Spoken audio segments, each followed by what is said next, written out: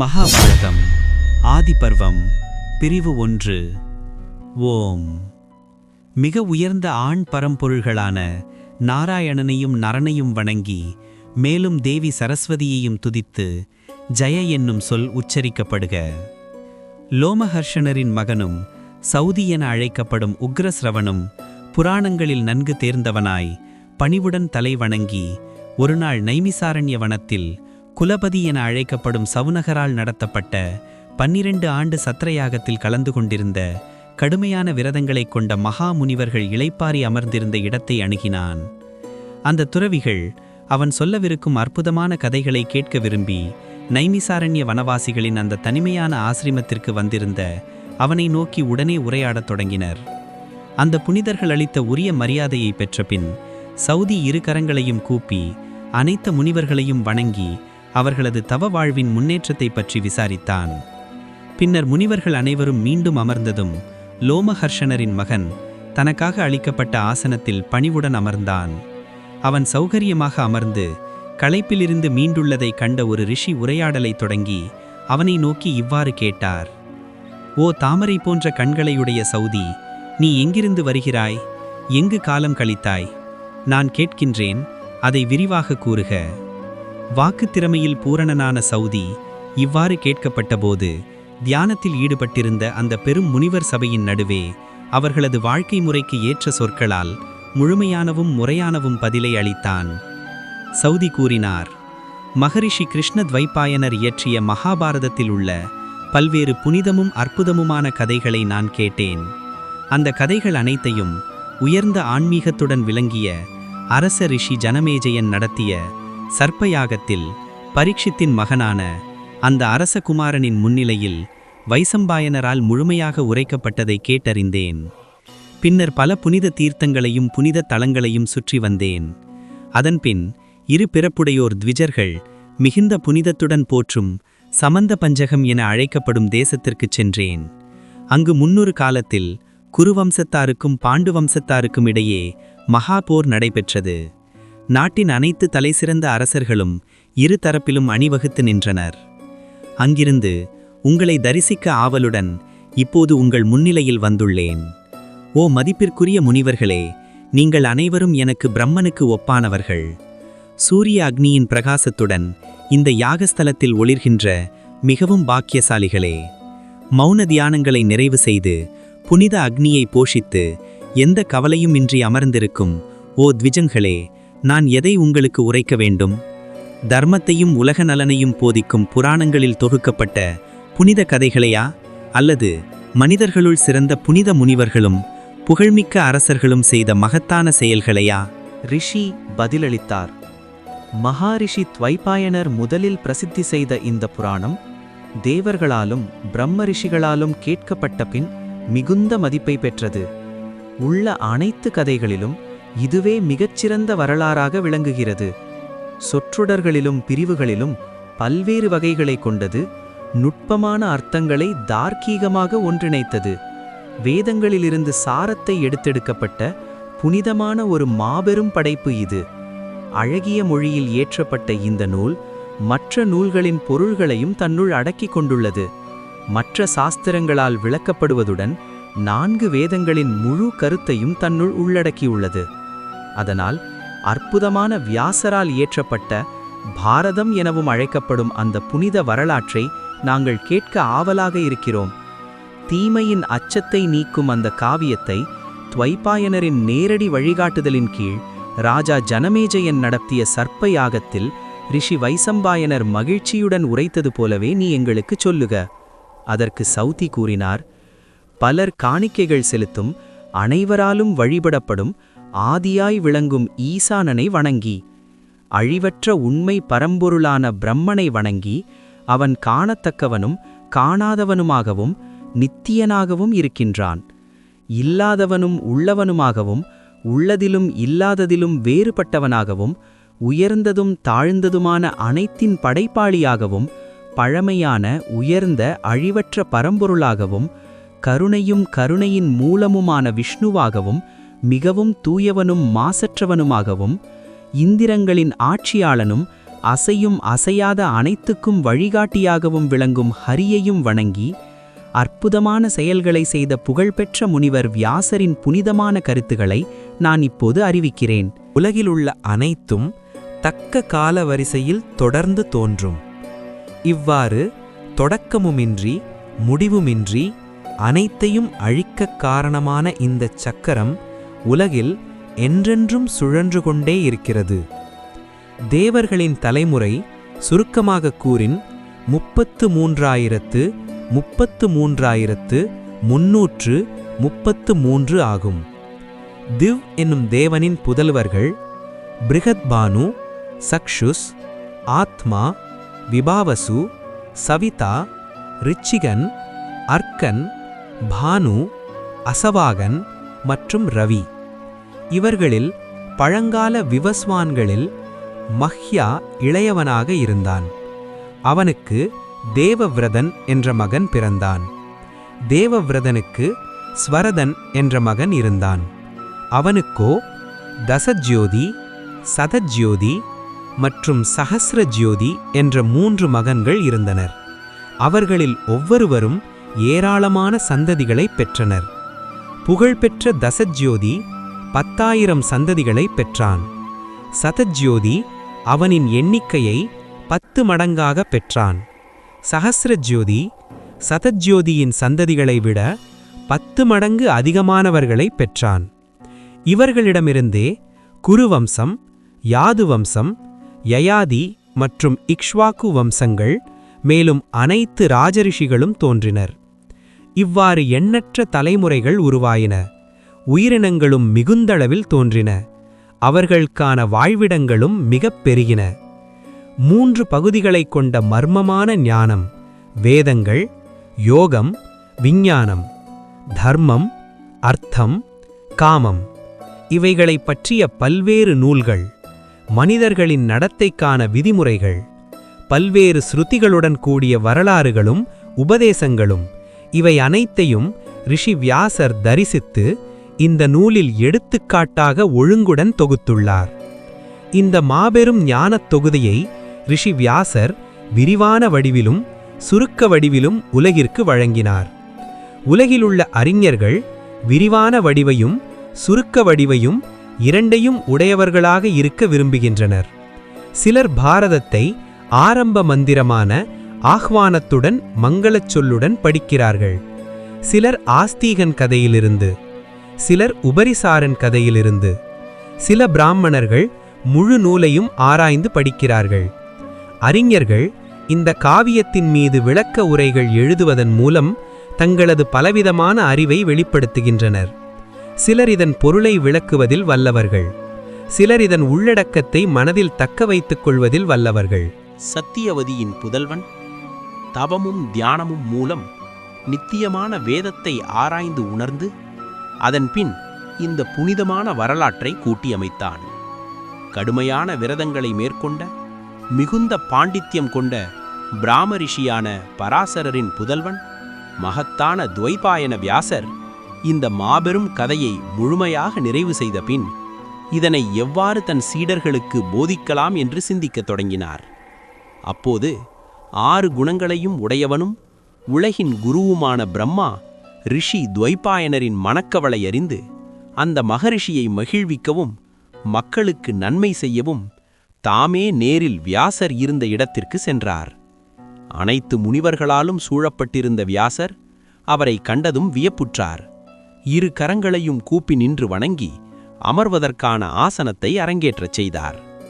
ஹிரண்ய கர்ப்பன் என அழைக்கப்படும் அந்த பிரம்மா அந்த உயரிய ஆசனத்தில் அமர்ந்தபின் வியாசர் அவரை சுற்றி வலம் வந்து அருகிலேயே நின்றார். பிரம்ம பரமேஷ்டியின் ஆணைப்படி மிகுந்த அன்புடனும் முகத்தில் மகிழ்ச்சி நிறைந்த புன்னகையுடனும் அவர் ஆசனத்திற்கு அருகில் அமர்ந்தார். பின்பு மிகுந்த மகிமை கொண்ட வியாசர் பிரம்ம பரமேஷ்டியை நோக்கி கூறினார்: ஓ தெய்வீகமான பிரம்மா, மிகுந்த மரியாதை பெற்ற ஒரு மகா காவியத்தை நான் இயற்றியுள்ளேன். வேதத்தின் மறைபொருள், நான் விளக்கிய பிற விஷயங்கள், அங்கங்களுடன் கூடிய உபனிஷத்துகளின் பலவித சடங்குகள், 3 காலங்களை, கடந்தது, நிகழ்காலம், எதிர்காலம், இவற்றை அடிப்படையாக கொண்டு நான் தொகுத்த புராணங்களும் வரலாறுகளும். அழிவு, பயம், நோய், இருப்பு, இல்லாமை ஆகியவற்றின் இயல்புகளை தீர்மானித்தல். பல்வேறு மதங்களும் வாழ்க்கை முறைகளும் பற்றிய விளக்கம். 4 வர்ணங்களுக்கு உரிய விதிமுறைகள். அனைத்து புராணங்களின் சாரம். தவம் மற்றும் யோகாசனங்களின் விவரம். மாணவனின் கடமைகள். சூரியன், சந்திரன், கிரகங்கள், நட்சத்திரங்கள், ராசிகளின் அளவுகள். 4 யுகங்களின் கால அளவுகள். ரிக், சாம, யஜுர்வேதங்கள். அத்தியாத்ம ஞானம், நியாயம், உச்சரிப்பு இலக்கணம், மருத்துவ சிகிச்சையாகிய அறிவியல்கள். தானம், பாசுபத தர்மம், தேவ பிறப்பும் மனித பிறப்பும் பற்றிய விவரம். திருத்தலங்கள், புனித நதிகள், மலைகள், காடுகள், கடல், தேவலோக நகரங்கள், கல்பங்கள், போர்க்கலை, பல்வேறு நாடுகள், மொழிகள், மக்களின் பழக்க வழக்கங்களின் இயல்பு மற்றும் அனைத்திலும் நிறைந்துள்ள பரம்பொருள். இவை அனைத்தையும் நான் இதில் விரிவாக கூறியுள்ளேன். ஆனால் இவ்வளவு அனைத்தும் இருந்தபோதிலும் இந்த காவியத்தை எழுதுவதற்கு பூமியில் ஒரு எழுத்தாளன் கூட இன்னும் கிடைக்கவில்லை. பிரம்மா கூறினார், தெய்வீகமான மறைஞானங்களை நீ அறிந்திருப்பதற்காக புனிதமான வாழ்வால் சிறந்தவர்களாக விளங்கும் பிரசித்தி பெற்ற முனிவர்கள் அனைவரின் முன்னிலையிலும் நான் உன்னை மதிக்கிறேன். உண்மையின் மொழியில் தெய்வீக வாக்கியத்தை அதன் முதல் உச்சரிப்பிலிருந்தே நீ வெளிப்படுத்தியுள்ளாய் என்பதை நான் அறிவேன். நீ உன் இந்நூலை கவிதை என அழைத்துள்ளாய். ஆகையால் அது ஒரு மகா காவியமாகவே இருக்கும். இல்லற ஆசிரமம் மற்ற 3 ஆசிரமங்களை விட எப்போதும் சிறந்ததாக இருப்பதைப் போல இந்த காவியத்தின் வர்ணனைகளுக்கு சமமாக எந்த கவிஞரின் படைப்பும் இருக்காது. ஆகையால் ஓ முனியே, இந்த காவியத்தை எழுதுவதற்காக கணேசனை நினைவு கூர்வாயாக. சௌதி கூறினார். இவ்வாறு பிரம்மா வியாசரிடம் கூறிய பின் தமது லோகத்திற்கு திரும்பினார். அதன்பின் வியாசர் கணேசனை நினைவு கூர்ந்தார். தடை நீக்கியாகவும் தம் பக்தர்களின் விருப்பங்களை நிறைவேற்ற எப்போதும் தயார் நிலையில் இருப்பவருமான கணேசன் நினைக்கப்பட்ட அதே க்ஷணத்தில் வியாசர் அமர்ந்திருந்த இடத்திற்கு வந்தடைந்தார். அவருக்கு வணக்கம் செலுத்தி அவர் அமர்ந்த பின் வியாசர் அவரிடம் கூறினார், ஓ கணங்களின் தலைவரே, என் மனதில் உருவான இந்த பாரத காவியத்தை நான் உரைத்திட இருக்கிறேன். அதற்கு நீயே எழுத்தாளனாக இருப்பாயாக. அதற்கு கணேசன் இவ்வாறு பதிலளித்தார், என் கலமம் ஒரு க்ஷணம் கூட நின்றுவிடக்கூடாது என்ற நிபந்தனையில் உன் நூலை எழுத நான் ஒப்புக்கொள்கிறேன். அதற்கு வியாசர் அந்த தெய்வத்திடம் கூறினார், நீ எங்கு ஏதையாவது புரிந்து கொள்ள இயலாமல் இருந்தால் அங்கு எழுதுவதை நிறுத்திக் கொள்வாயாக. கணேசன் ஓம் என்ற சொல்லை உச்சரித்து தன் சம்மதத்தை தெரிவித்த பின் எழுதத் தொடங்கினார். வியாசரும் உரைக்கத் தொடங்கினார். விளையாட்டாகவே வியாசர் பாடல்களின் அமைப்பை மிகவும் நெருக்கமாக கட்டி இழுக்கும் விதமாக அமைத்து அவ்வாறு செய்து தன் ஒப்பந்தத்தின்படி இந்த காவியத்தை அவர் உரைத்தார். சௌதி கூறினார், எனக்கு 8800 செய்யுள்கள் தெரியும். அதேபோல் சுகருக்கும் ஒருவேளை சஞ்சயனுக்கும் கூட தெரிந்திருக்கலாம். அவற்றின் பொருள் மிகுந்த மர்மமுடையதாக இருப்பதால் ஓ முனியே, இன்று வரை யாராலும் அந்த நெருக்கமாக பின்னப்பட்ட கடினமான ஸ்லோகங்களின் ஆழத்தை ஊடுருவ இயலவில்லை. அனைத்தையும் அறிந்த கணேசனுக்கே கூட ஒரு கணம் சிந்திக்க வேண்டியதாக இருந்தது. ஆனால் வியாசர் அந்த இடைவெளியிலும் மிகுந்த அளவில் வேறு ஸ்லோகங்களை தொடர்ந்து இயற்றினார். இந்த நூலின் ஞானம் கண்ணில் அஞ்சனம் இட்டது போல் அறியாமையின் இருளால் குருடாகிய ஆர்வமுள்ள உலகின் கண்களை திறந்துள்ளது. சூரியன் இருளை அகற்றுவது போல தர்மம், அர்த்தம், காமம், மோக்ஷம் எற்றற்றை எடுத்துரைக்கும் பாரதம் மனிதர்களின் அறியாமையை அகற்றுகிறது. முழு நிலா தனது மெல்லிய ஒளியால் தாமரை மொட்டுக்களை மலரவிடுவது போல இந்த புராணம் ஸ்ருதியின் ஒளியை வெளிப்படுத்தி மனித அறிவை விரிவாக்கியுள்ளது. அறியாமையின் இருளை அழிக்கும் வரலாற்றின் விளக்கினால் இயற்கை எனும் முழு மாளிகையும் முழுமையாகவும் அழகாகவும் ஒளிரச் செய்யப்பட்டுள்ளது. இந்த நூல் ஒரு மரமாக விளங்குகிறது. அதன் உள்ளடக்கப் பட்டியல் விதை, பௌலோமம் மற்றும் ஆஸ்தீகம் எனப்படும் பிரிவுகள் வேர், சம்பவம் எனப்படும் பகுதி தண்டு, சபா மற்றும் ஆரண்யம் எனப்படும் நூல்கள் கிளைகள். ஆரணி எனப்படும் நூல் கட்டுப்பிணைப்புகள். விராடம் மற்றும் உத்தியோகம் எனப்படும் நூல்கள் உள்ளமை, அதாவது மையம். பீஷ்மம் எனப்படும் நூல் முதன்மை கிளை. துரோணம் எனப்படும் நூல் இலைகள். கர்ணம் எனப்படும் நூல் அழகிய மலர்கள். ஷல்யம் எனப்படும் நூல் அவற்றின் இனிய மனம். ஸ்திரீ மற்றும் ஐஷீகம் எனப்படும் நூல்கள் குளிர்ச்சியான நிழல். சாந்தி எனப்படும் நூல் மகத்தான கனிகள். அஸ்வமேதம் எனப்படும் நூல் அமரத்தன்மை தரும் சாறு. ஆசிரமவாசிகம் எனப்படும் நூல் அது வளரும் இடம். மௌசலம் எனப்படும் நூல் வேதங்களின் சாரமாக விளங்கி நற்குணம் கொண்ட பிராமணர்களால் மிகுந்த மரியாதையுடன் போற்றப்படும் பகுதி. மேகங்களைப் போல மனிதர்களுக்கு போதியதாக குறையாத இந்த பாரத மரம் புகழ்பெற்ற கவிஞர்கள் அனைவருக்கும் வாழ்வாதாரமாக விளங்கும். சவுதி தொடர்ந்தார். இப்போது அழிவற்றதும் மலர்களாலும் கனிகளாலும் நிறைந்ததும் தூய்மையும் இனிமையும் உடைய சுவையைக் கொண்டதும் அமரர்களாலும் கூட அழிக்க முடியாததுமான இந்த மரத்தின் விளைபொருட்களை பற்றி நான் கூறுவேன். முன்னொரு காலத்தில் வீரமும் தர்மமும் நிறைந்த கிருஷ்ண துவைபாயனன் வியாசர் கங்கையின் புத்திரனும் ஞானமிக்கவனுமான பீஷ்மரின் ஆணைப்படி தன் தாயின் வாக்கினையும் நிறைவேற்றும் வகையில் விசித்திர வீரியனின் 2 மனைவியரால் 3 தீகளைப் போன்ற 3 புதல்வர்களுக்கு தந்தையாக ஆனார். இவ்வாறு திருதராஷ்டிரன், பாண்டு, விதுரன் ஆகியோரை பிறப்பித்த பின்பு அவர் மீண்டும் தன் தவ வாழ்க்கைக்காக துறவியாய் தன் ஆசிரமத்திற்கு திரும்பினார். அவர்கள் பிறந்து வளர்ந்து பின்னர் பரமகதியை அடைந்த பின்பே மகாரிஷியான வியாசர் மனித உலகில் இந்த பாரதத்தை பிரசுரித்தார். நனமேஜயனாலும் ஆயிரக்கணக்கான பிராமணர்களாலும் வேண்டப்பட்டபோது தன் அருகில் அமர்ந்திருந்த தன் சீடனான வைசம்பாயனனுக்கு அதை உபதேசித்தார். அவன் சதஸ்யர்களுடன் அமர்ந்து யாக சடங்குகளின் இடைவெளிகளில் மீண்டும் மீண்டும் கேட்கப்பட்டபடி பாரதத்தை உரைத்தான். வியாசர் குருவம்சத்தின் மதிமையையும் காந்தாரியின் நற்குணங்களையும் விதுரனின் ஞானத்தையும் குந்தியின் உறுதியையும் முழுமையாக எடுத்துரைத்துள்ளார். மேலும் வாசுதேவனின் திவ்யத்தையும் பாண்டுவின் மக்களின் நேர்மையையும் திருதராஷ்டிரனின் மக்களும் அவர்களது ஆதரவாளர்களும் செய்த தீய செயல்களையும் அவர் விவரித்துள்ளார்.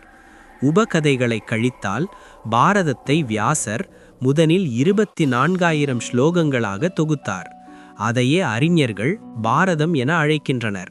பின்னர் முன்னுரையும் உள்ளடக்க பட்டியலும் கொண்ட 150 ஸ்லோகங்களான ஒரு சுருக்க நூலை அவர் இயற்றினார். அதை முதலில் தன் மகன் சுகனுக்கு கற்பித்தார். பின்னர் அதே தகுதிகளை கொண்ட மற்ற சீடர்களுக்கும் வழங்கினார். அதற்கு பின்பு 6 லட்சம் ஸ்லோகங்களை கொண்ட மற்றொரு பெரும் தொகுப்பையும் அவர் செய்தார். அவற்றில் தேவலோகத்தில் 30 லட்சம், பித்ருலோகத்தில் 15 லட்சம், கந்தர்வர்களிடையே 14 லட்சம், மனித உலகில் 1 லட்சம் ஸ்லோகங்கள் அறியப்பட்டுள்ளன. நாரதர் அவற்றை தேவர்களுக்கு உரைத்தார். தேவலர் பித்ருக்களுக்கு உரைத்தார். சுகர் கந்தர்வர்கள், யக்ஷர்கள், ராட்சசர்களிடையே அவற்றை பரப்பினார். இந்த மனித உலகில் வேதங்களில் தேர்ச்சி பெற்றவர்களில் முதன்மையானவரும் நீதி நெறி கொண்டவருமான வியாசரின் சீடன் வைசம்பாயனன் அவற்றை ஓதினார். நான் சவுதி 1 லட்சம் ஸ்லோகங்களை கொண்ட இந்த பாரதத்தையும் உரைத்திருக்கிறேன் என்பதை அறிந்து கொள். யுதிஷ்டிரன் தர்மமும் நற்குணமும் கொண்டு உருவான ஒரு பரந்த மரமாக விளங்குகிறான். அர்ஜுனன் அதன் தண்டு, பீமசேனன் அதன் கிளைகள், மாத்ரியின் 2 புதல்வர்கள் அதன் முழுமையாக வளர்ந்த கனிகளும் மலர்களும், கிருஷ்ணன், பிரம்மன் மற்றும் பிராமணர்கள் அதன் வேர்களாக உள்ளனர்.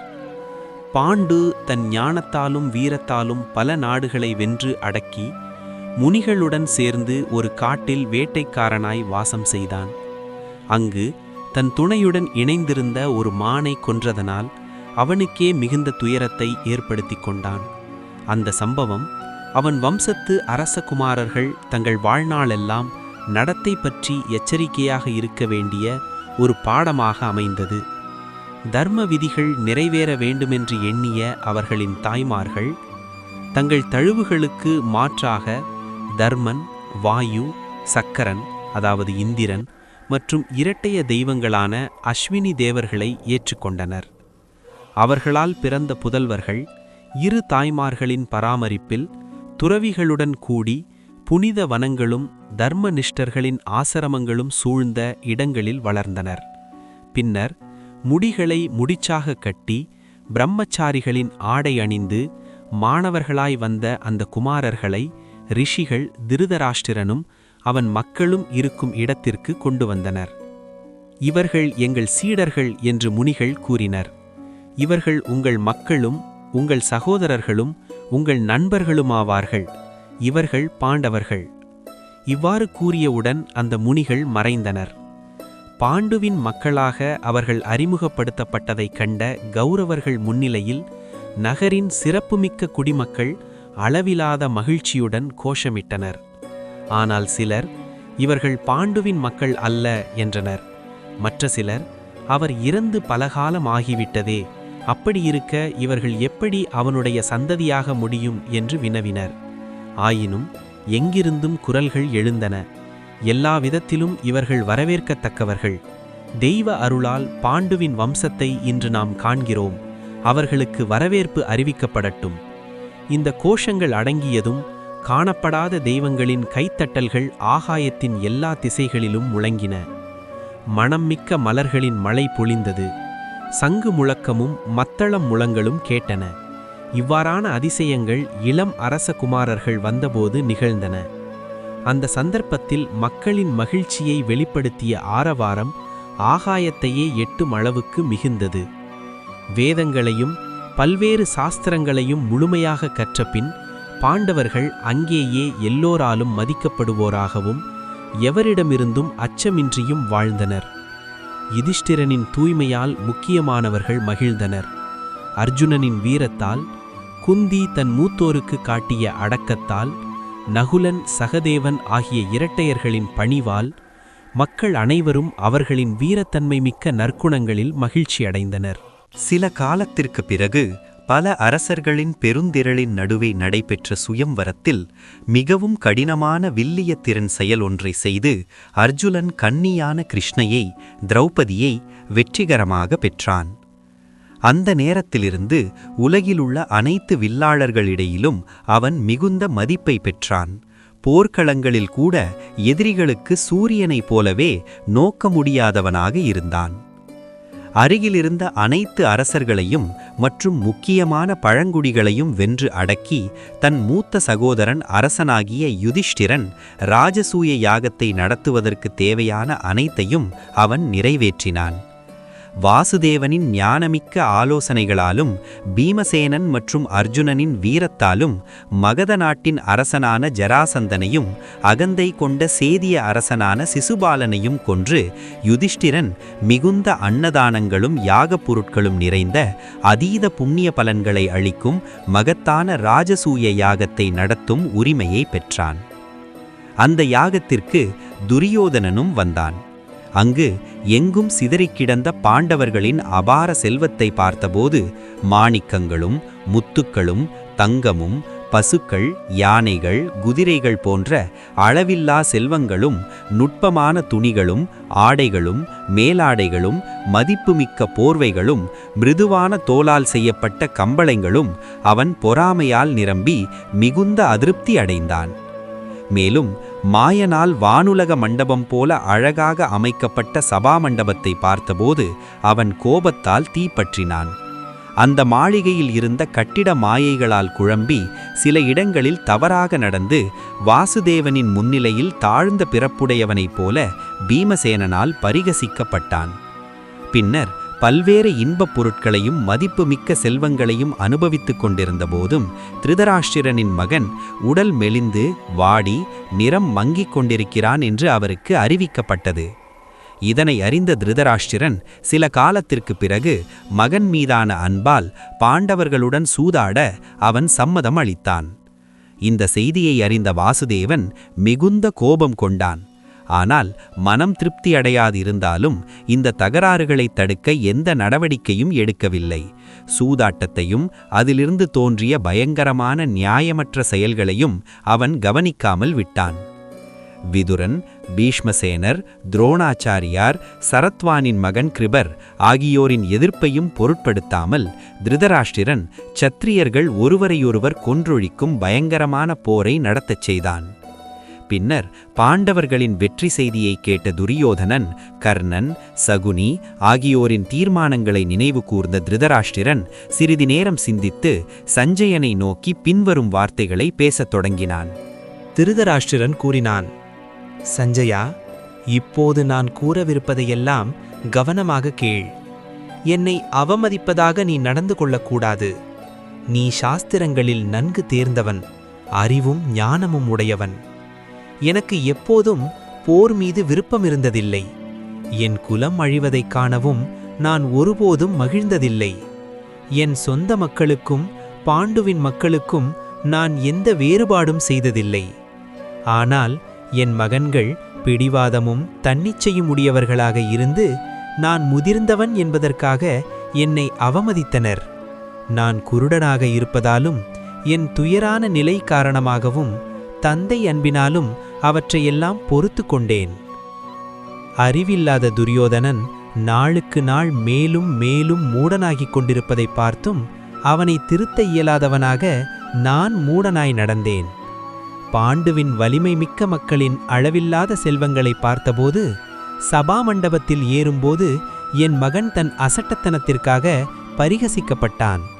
அதை சகிக்க முடியாமல் போர்க்களத்தில் பாண்டவர்களை வெல்ல இயலாதவனாகவும், ஒரு வீரன் என்றாலும் தன் முயற்சியால் உயர்வு பெற விரும்பாதவனாகவும் இருந்த அவன் காந்தார அரசனின் உதவியுடன் அநீதியான சூதாட்டத்தை ஏற்பாடு செய்தான். சஞ்சயா, அதன் பின் நடந்த அனைத்தையும் என் காதுகளுக்கு கிடைத்தபடி கவனமாக கேள். நான் கூறுவதனையெல்லாம் கேட்டபின் ஒவ்வொன்றும் நடந்தபடியே நினைவுகூர்ந்தால் என்னை முன்னறிவு கண்ணுடையவன் என்று நீ அறிந்து கொள்வாய். அர்ஜுனன் வில்லை வளைத்து அற்புதமான குறியை துளைத்து அதை தரையில் வீழ்த்தி கூடியிருந்த அரசர்களின் முன்னிலையில் கன்னியான கிருஷ்ணையை வெற்றிகரமாக பெற்றுச் சென்றான் என்று கேட்டபோது, சஞ்சயா, எனக்கு வெற்றி எனும் நம்பிக்கை இல்லை. மதுகுலத்தில் பிறந்த சுபத்ரையை அர்ஜுனன் வலுக்கட்டாயமாக கைப்பற்றி துவாரகையில் மணந்ததும் அதற்காக கோபம் கொள்ளாமல் விருஷ்ணிகுல வீரர்களான கிருஷ்ணனும் பலராமனும் இந்திரபிரஸ்தத்திற்கு நண்பர்களாக வந்தனர் என்று கேட்டபோது, சஞ்சயா, எனக்கு வெற்றியின் நம்பிக்கை இல்லை. தேவர்களின் அரசனான இந்திரன் மழையை பொழிய விடாமல் தன் தெய்வீக அம்பார் தடுத்து அக்னிக்கு கந்தவ வனத்தை அழித்து அர்ஜுனன் அவனை திருப்திப்படுத்தினான் என்று கேட்டபோது, சஞ்சயா, எனக்கு வெற்றியின் நம்பிக்கை இல்லை. லாக் மாளிகையிலிருந்து குந்தியுடன் கூடிய 5 பாண்டவர்களும் தப்பியோடியதும் அவர்களின் திட்டங்களை விதுரன் நிறைவேற்ற உதவியதும் எனக்கு தெரிய வந்தபோது, சஞ்சயா, எனக்கு வெற்றியின் நம்பிக்கை இல்லை. அரங்கத்தில் குறியை துளைத்து திரௌபதியை அர்ஜுனன் பெற்றதும் வீரமிக்க பாஞ்சாலர்கள் பாண்டவர்களுடன் இணைந்ததும் கேட்டபோது, சஞ்சயா, எனக்கு வெற்றியின் நம்பிக்கை இல்லை.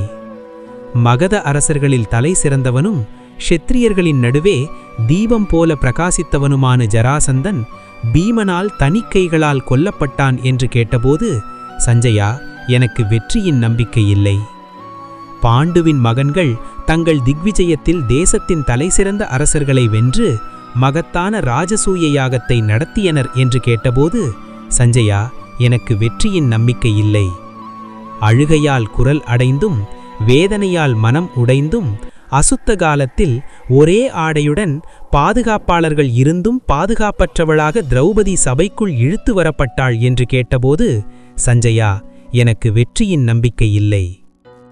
அந்த தீயவன் துஷாசனன் அவளுடைய அந்த ஒரே ஆடையையும் அவிழ்க்க முயன்றபோது அவன் உடலிலிருந்து முடிவில்லாமல் துணிகள் வெளிப்பட்டன என்றும் அவன் அதன் முடிவை அடைய முடியவில்லை என்றும் கேட்டபோது, சஞ்சயா, எனக்கு வெற்றியின் நம்பிக்கை இல்லை.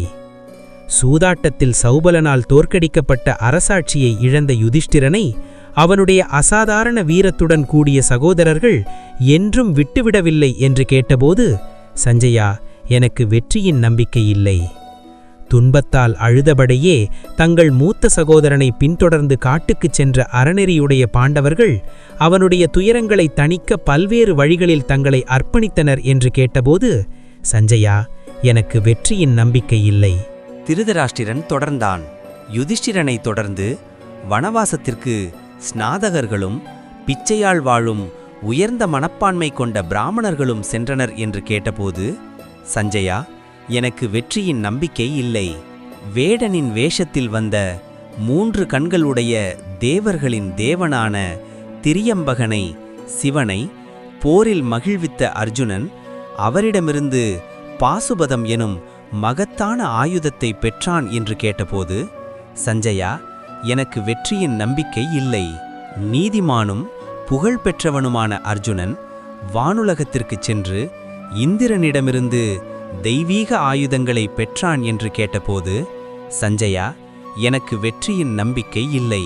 பின்னர் தேவர்களுக்கும் கூட தாக்க முடியாத வரம் பெற்றதால் அகந்தையால் மயங்கிய காலகேயர்களையும் பௌலோமர்களையும் அர்ஜுனன் வென்றான் என்று கேட்டபோது, சஞ்சயா, எனக்கு வெற்றியின் நம்பிக்கை இல்லை.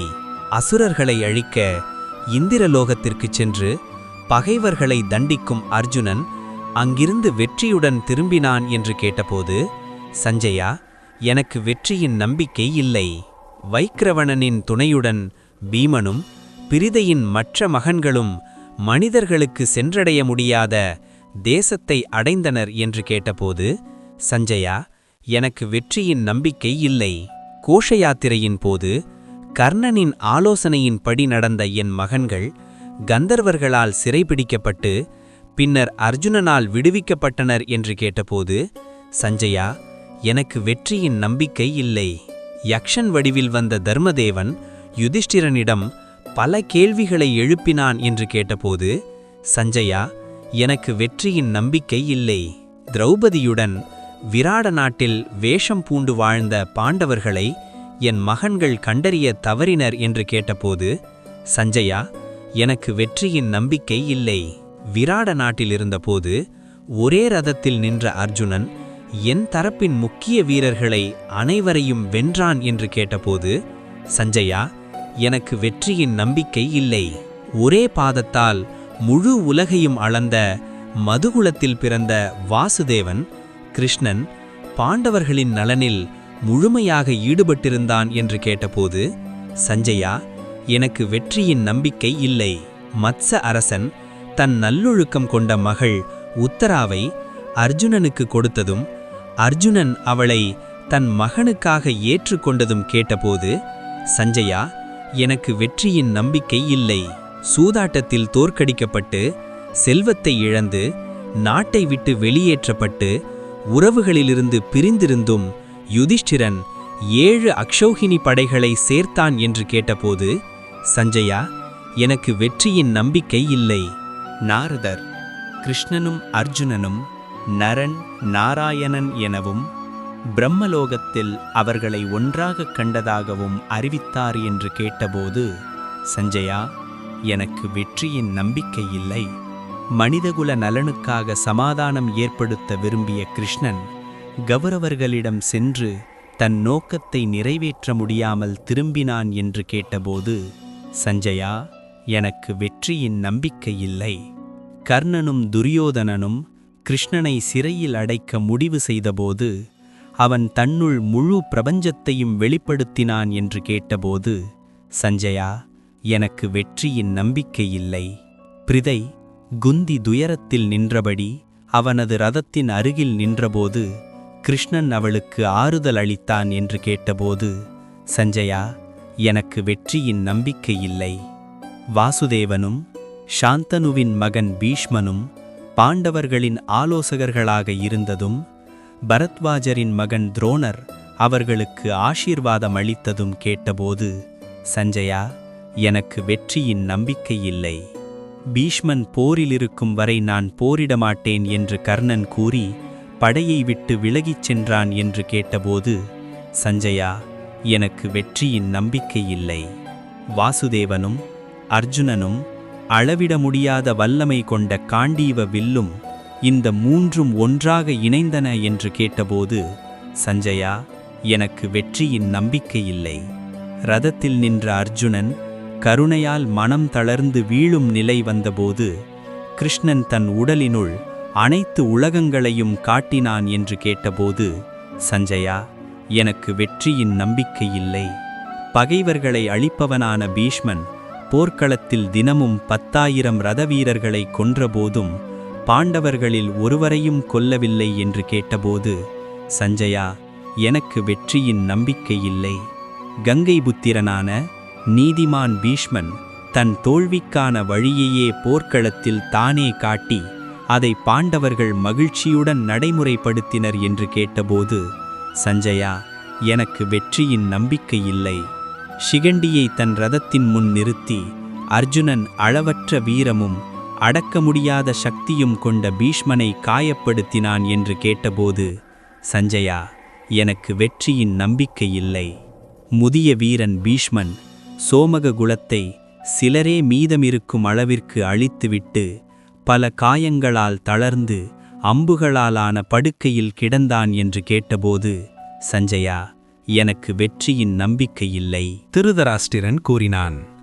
பீஷ்மர் தரையில் படுத்து நீருக்காக தாகம் கொண்டு கிடந்தபோது அவரின் வேண்டுகோளுக்கிணங்க அர்ஜுனன் நிலத்தைத் துளைத்து அவரது தாகத்தை தீர்த்தான் என்று கேட்டபோது, சஞ்சயா, எனக்கு வெற்றியின் நம்பிக்கை இல்லை.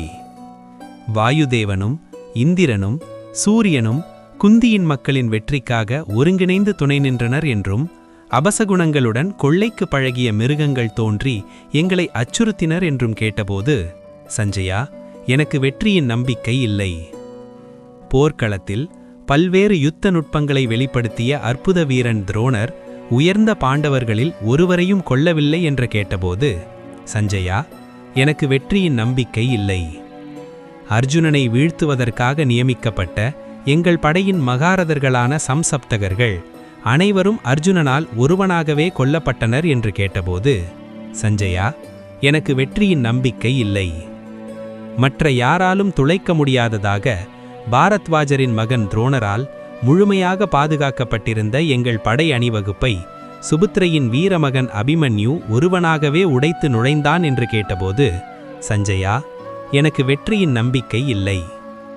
அர்ஜுனனை வீழ்த்த முடியாமல் தவித்த எங்கள் மகாரதர்கள் ஒன்றாக சூழ்ந்து இளம் வீரன் அபிமன்யுவை கொன்ற பின் மகிழ்ச்சியுடன் இருந்தனர் என்று கேட்டபோது, சஞ்சயா, எனக்கு வெற்றியின் நம்பிக்கை இல்லை. அபிமன்யுவை கொன்றபின் குருடர்களான கௌரவர்கள் மகிழ்ச்சியுடன் கூச்சலிட்டனர் என்றும் அதனால் கோபமடைந்த அர்ஜுனன் சைந்தவனை, அதாவது ஜெயத்ரதனை குறித்து புகழ்பெற்ற தன் சபத உரையை சொன்னான் என்று கேட்டபோது, சஞ்சயா, எனக்கு வெற்றியின் நம்பிக்கை இல்லை. சைந்தவனின் மரணத்தை சபதமாக எடுத்துக்கொண்டு அந்த சபதத்தை தன் பகைவர்களின் முன்னிலையில் அர்ஜுனன் நிறைவேற்றினான் என்று கேட்டபோது, சஞ்சயா, எனக்கு வெற்றியின் நம்பிக்கை இல்லை. அர்ஜுனனின் குதிரைகள் களைப்படைந்தபோது வாசுதேவன் அவற்றை அவிழ்த்து நீரூட்டி மீண்டும் இணைத்து முன்பு போல் ரதத்தை நடத்தினான் என்று கேட்டபோது, சஞ்சயா, எனக்கு வெற்றியின் நம்பிக்கை இல்லை. குதிரைகள் களைத்திருந்தபோதும் அர்ஜுனன் தன் ரதத்தில் நின்றபடியே தன்னை தாக்க வந்த அனைவரையும் தடுத்து நிறுத்தினான் என்று கேட்டபோது, சஞ்சயா, எனக்கு வெற்றியின் நம்பிக்கை இல்லை. விருஷ்ணிகுலத்தைச் சேர்ந்த யுயூதானன், அதாவது சாத்யகி, துரோணரின் படையை யானைகள் நிறைந்ததால் அடக்க முடியாததாக இருந்தபோதும் அதை சிதறடித்து பின்னர் கிருஷ்ணன் மற்றும் அர்ஜுனன் இருந்த இடத்திற்கு திரும்பிச் சென்றான் என்று கேட்டபோது, சஞ்சயா, எனக்கு வெற்றியின் நம்பிக்கை இல்லை. பீமனை தன் அதிகாரத்தில் வைத்திருந்தும் கர்ணன் அவனை இகழ்ச்சியுடன் பேசி வில்லின் முனையால் இழுத்து கொல்லாமல் விட்டான் என்று கேட்டபோது, சஞ்சயா, எனக்கு வெற்றியின் நம்பிக்கை இல்லை. துரோணர், கிருதவர்மன், கிருபர், துரோணரின் மகன் அஸ்வத்தாமன், மத்ர அரசன் சல்யன் இவர்கள் அனைவரும் இருந்தபோதும் சைந்தவன் கொல்லப்பட அனுமதித்தனர் என்று கேட்டபோது, சஞ்சயா, எனக்கு வெற்றியின் நம்பிக்கை இல்லை.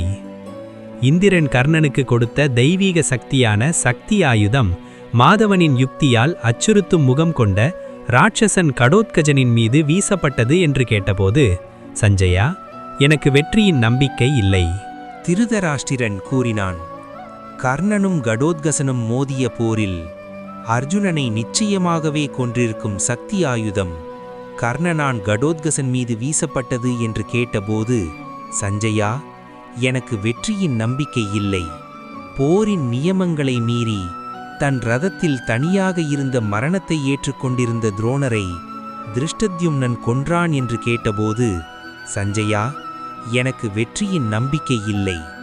மத்ரியின் மகன் நகுலன் முழு படையின் முன்னிலையில் துரோணரின் மகனுடன் ஒரு வீர யுத்தத்தில் ஈடுபட்டு அவனுக்கு சமமான வீரத்தை வெளிப்படுத்தி அவனது ரதத்தை சுற்றி வட்டமிட்டுச் சென்றான் என்று கேட்டபோது, சஞ்சயா, எனக்கு வெற்றியின் நம்பிக்கை இல்லை. துரோணரின் மரணத்திற்குப் பின் அவரது மகன் அஸ்வத்தாமன் ஞாராயண அஸ்திரத்தை தவறாக பயன்படுத்தியும் பாண்டவர்களை அழிக்கத் தவறினான் என்று கேட்டபோது, சஞ்சயா, எனக்கு வெற்றியின் நம்பிக்கை இல்லை. போர்க்களத்தில் துச்சாசனனின் இரத்தத்தை பீமசேனன் குடித்தான் என்றும் அதை தடுக்க யாராலும் முடியவில்லை என்றும் கேட்டபோது, சஞ்சயா, எனக்கு வெற்றியின் நம்பிக்கை இல்லை. அதிரடியான வீரன், போரில் எவராலும் வெல்ல முடியாத கர்ணன், சகோதரர்களுக்கிடையேயான அந்த போரில் தேவர்களுக்கே மர்மமான அந்த யுத்தத்தில் அர்ஜுனனால் கொல்லப்பட்டான் என்று கேட்டபோது, சஞ்சயா, எனக்கு வெற்றியின் நம்பிக்கை இல்லை. நியாயவான் யுதிஷ்டிரன் துரோணரின் வீர மகனை துச்சாசனனை அக்கிரம வீரன் கிருதவர்மனை வென்று வீழ்த்தினான் என்று கேட்டபோது, சஞ்சயா, எனக்கு வெற்றியின் நம்பிக்கை இல்லை. எப்போதும் கிருஷ்ணனை போரில் எதிர்த்த மத்ர அரசன் சல்யன் யுதிஷ்டிரனால் கொல்லப்பட்டான் என்று கேட்டபோது, சஞ்சயா, எனக்கு வெற்றியின் நம்பிக்கை இல்லை.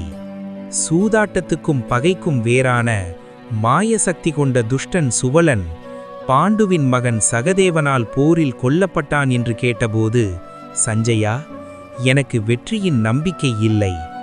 மிகுந்த களைப்பால் சோர்ந்து ஒரு ஏரிக்குச் சென்று அதன் நீரில் மறைந்து பாதுகாப்பு தேடிய துரியோதனன் பலமின்றி ரதமின்றி அங்கே தனியாக கிடந்தான் என்று கேட்டபோது, சஞ்சயா, எனக்கு வெற்றியின் நம்பிக்கை இல்லை. வாசுதேவனுடன் கூடிய பாண்டவர்கள் அந்த ஏரிக்குச் சென்று கரையில் நின்று அவமதிப்பை தாங்க இயலாத என் மகனை இகழ்ச்சியுடன் பேசத் தொடங்கினார்கள் என்று கேட்டபோது, சஞ்சயா, எனக்கு வெற்றியின் நம்பிக்கை இல்லை.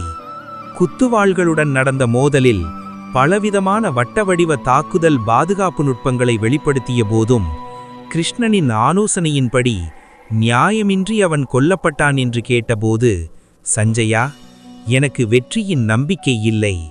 துரோணரின் மகன் அஸ்வத்தாலனும் மற்றவர்களும் பாஞ்சாலர்களையும் திரௌபதியின் மக்களையும் உறங்கிக் கொண்டிருந்தபோது கொன்று அருவருப்பானதும் அவமதிக்கத்தக்கதுமான ஒரு கொடூர செயலை செய்தனர் என்று கேட்டபோது, சஞ்சயா, எனக்கு வெற்றியின் நம்பிக்கை இல்லை. பீமசேனன் துரத்தியபோது அஸ்வத்தாமன் ஐஷிக எனப்படும் முதல் அஸ்திரத்தை பயன்படுத்தி உத்தரையின் கருப்பையில் இருந்த கருவை காயப்படுத்தினான் என்று கேட்டபோது, சஞ்சயா, எனக்கு வெற்றியின் நம்பிக்கை இல்லை. அஸ்வத்தாமன் வீசிய பிரம்மசிர அஸ்திரத்தை சாஸ்தி என்ற மந்திரத்துடன் அர்ஜுனன் வேறொரு அஸ்திரம் கொண்டு தடுத்தான் என்றும் அதனால் அஸ்வத்தாமன் தன் தலையில் இருந்த மணி போன்ற ஒளி விளங்கிய அலங்காரத்தை விட்டுக் கொடுக்க வேண்டியதாகியது என்றும் கேட்டபோது, சஞ்சயா, எனக்கு வெற்றியின் நம்பிக்கை இல்லை. விராடரின் மகளின் கருப்பையில் இருந்த கருவை அஸ்வத்தாமன் மிகுந்த வல்லமையுடைய அஸ்திரத்தால் காயப்படுத்திய போது வியாசனும் கிருஷ்ணரும் அவன் மீது சாபம் விதித்தனர் என்று கேட்டபோது, சஞ்சயா, எனக்கு வெற்றியின் நம்பிக்கை இல்லை.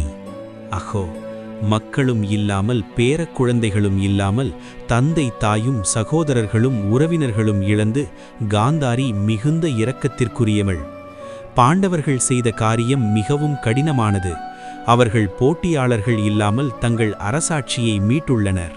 அஹோ, இந்த போரில் மொத்தம் 10 பேரே உயிருடன் இருந்தனர் என்று நான் கேட்டேன்.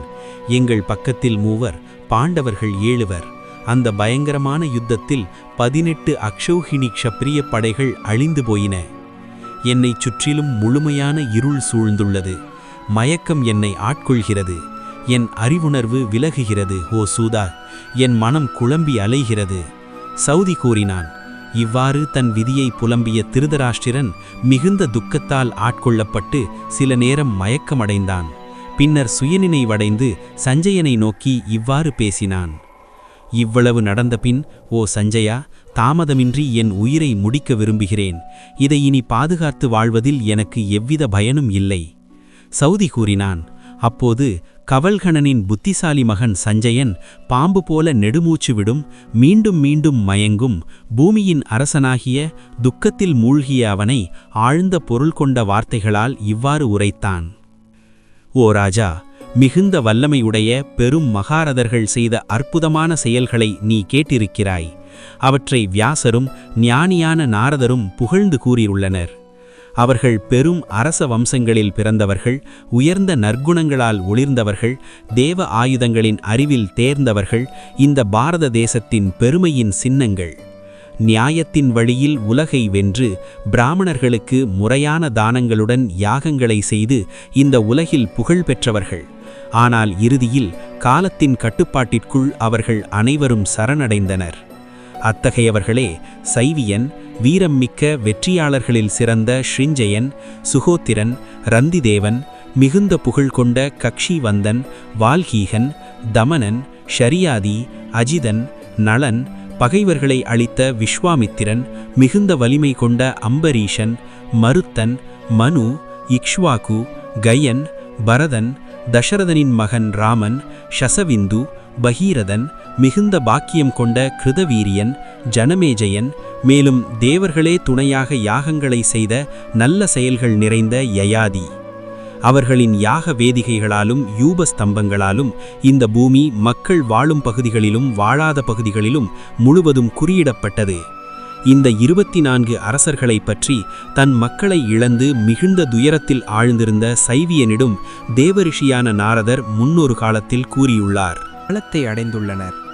அவர்கள் மிகுந்த புகழ்பெற்ற புரு, குரு, யாது, சூரன், விச்வகாஸ்வன், அனுகன், யுவனாஸ்வன், ககுத்ஸ்தன், விக்ரமன், ரகுவம்சன், விஜயன், விதிஹோத்ரன், அங்கன், பாவன், ஸ்வேதன், விரிபாத்குரு, உசீனரன், சதரதன், கங்கன், துளிதுகன், துருமன், தம்போத்பவன், பரன், வேணன், சகரன், சங்கிருதி, நிமி, அஜேயன், பரசு, புந்திரன், சம்பு, புனித தேவவிரிதன், தேவஹூயன், சுப்ரதிகன், விருகத்ரதன், மகாத்சாகன், வினிதாத்மன், சுக்ரது, நிஷாதர்களின் அரசன் நளன், சத்யவிரதன், சாந்தபயன், சுமித்ரன், தலைசிறந்த சுபாலன், ஜானுஜங்கன், அனாரண்யன், ஆர்க்கன், பிரியப்பிரித்யன், சுஜிவிரதன்,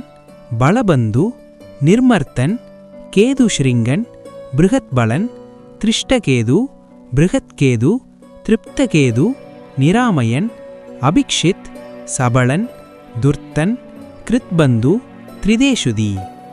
இவர்கள் எல்லாம் ஓ அரசர்களில் சிறந்தவனே, நூற்றுக்கணக்காகவும் ஆயிரக்கணக்காகவும் இன்னும் லட்சக்கணக்காகவும் பெயரிட்டுச் சொல்லப்படும் பேரரசர்கள். மிகுந்த வலிமையும் ஞானமுமுடைய இளவரசர்கள் அபரிமிதமான இன்பங்களை அனுபவித்தும் உன் மகன்கள் அடைந்தது போலவே மரணத்தை அடைந்தனர். அவர்களின் தெய்வீகச் செயல்கள், வீரம், தானம், உயர்ந்த மனப்பான்மை, நம்பிக்கை, தூய்மை, எளிமை, கருணை ஆகியவை பண்டைய கால வரலாற்று குறிப்புகளில் பெரும் ஞானம் கொண்ட புனித பாடகர்களால் உலகிற்கு அறிவிக்கப்பட்டுள்ளன. இத்தகைய உயர்ந்த நற்குணங்களைக் கொண்டிருந்தும் அவர்களும் தங்கள் உயிரை துறந்தனர்.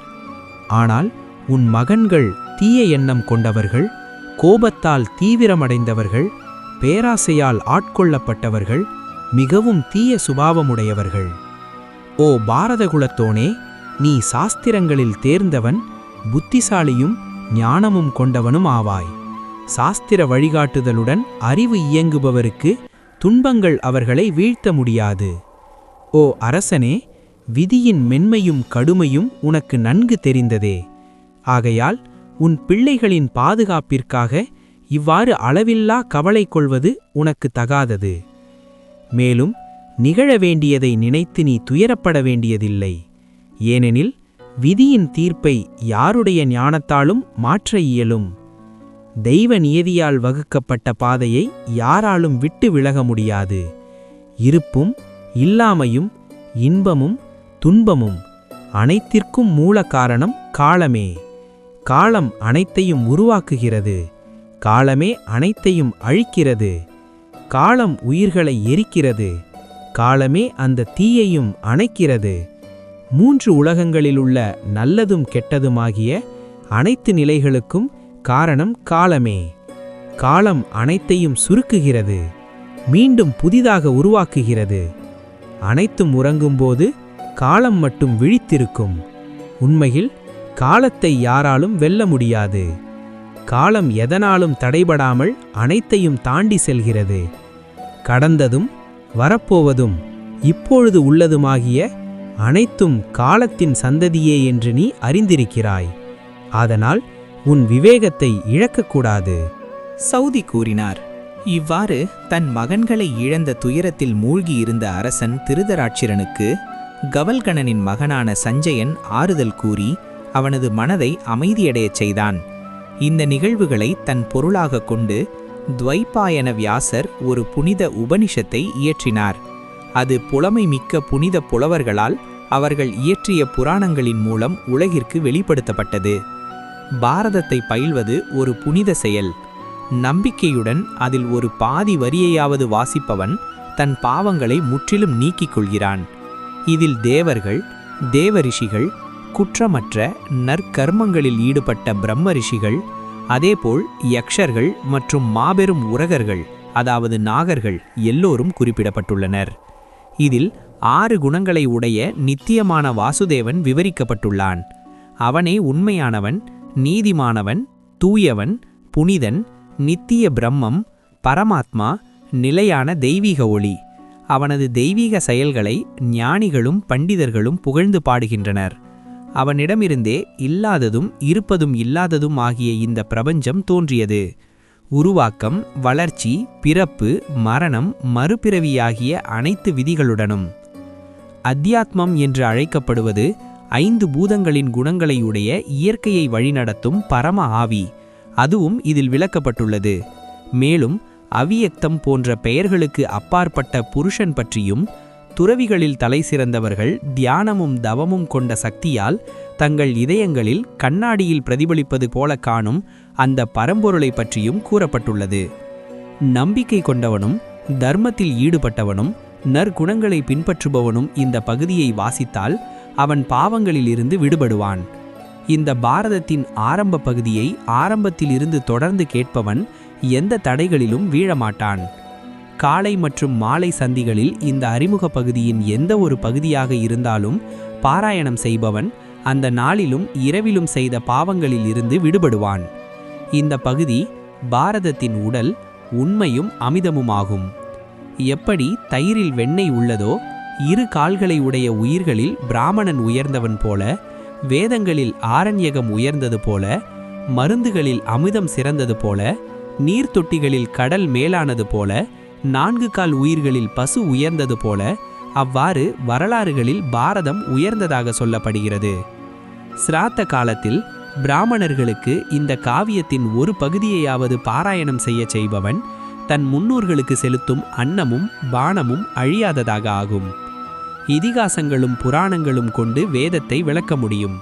ஆனால் அறிவு குறைந்தவனிடம் வேதம் தன்னை வெளிப்படுத்த அஞ்சும்.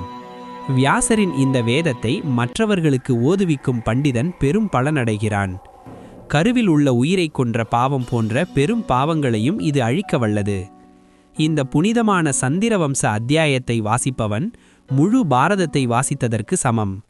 பக்தியுடன் தினமும் இந்த புனித காவியத்தை கேட்பவன் நீண்ட ஆயுளையும் புகழையும் மரணத்திற்கு பிறகு ஸ்வர்கலோக பிராப்தியையும் அடைவான். பண்டைய காலங்களில் 4 வேதங்களை ஒரு பக்கமும் பாரதத்தை மறுபக்கமும் வைத்து அதற்காக சேர்ந்திருந்த தேவர்கள் தராசில் வைத்து எடை போட்டனர். அப்போது 4 வேதங்களும் அவற்றின் மறைபொருள்களும் உட்பட இருந்தாலும் அவற்றை விட பாரதமே அதிக எடையுடையவாக இருந்தது.